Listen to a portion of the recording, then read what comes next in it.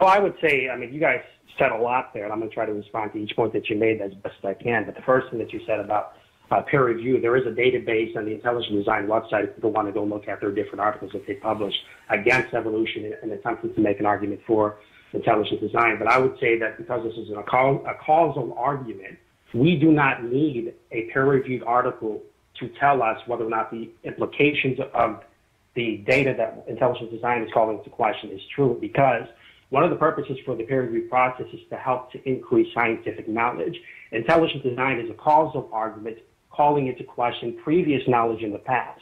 That's what it's attempting to do so.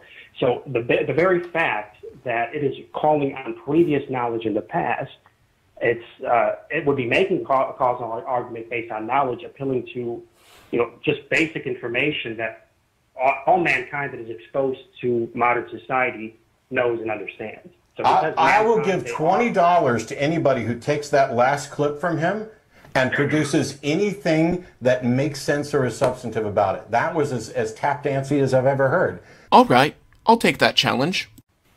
Well, I would say, I mean, you guys said a lot there, and I'm going to try to respond to each point that you made as best I can. But exactly. Let's break it down piece by piece.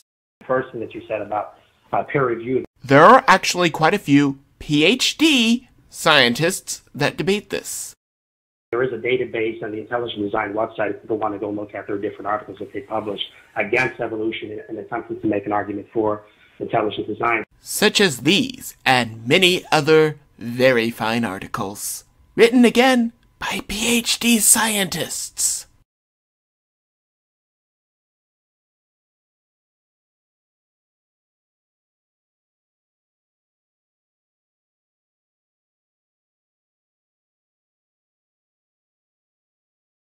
But I would say that because this is a causal argument, we do not need a peer-reviewed article to tell us whether or not the implications of the data that intelligent design is calling into question is true. Such as Aristotle and Galileo, who both showed that the Earth revolved around the sun despite contrary scientists that disagreed with them.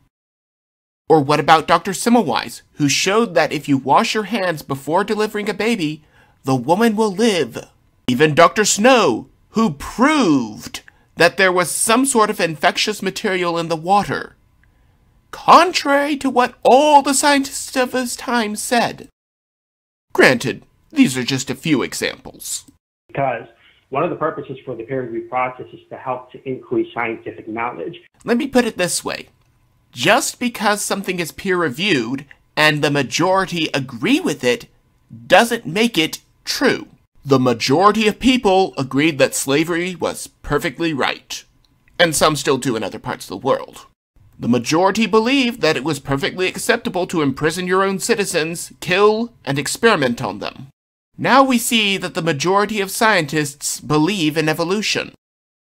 Again, just because the majority believe doesn't make it true.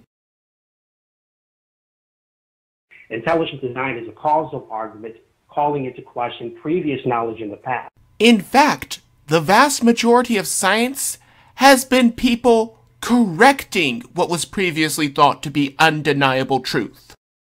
There's mitochondrial Eve, Y chromosome Adam, both of which have a large amount of scientific support for them, based on genetic variation. Even if you take present population growth rate and extrapolate it backwards, you get to about 4,500 years ago when there was a flood.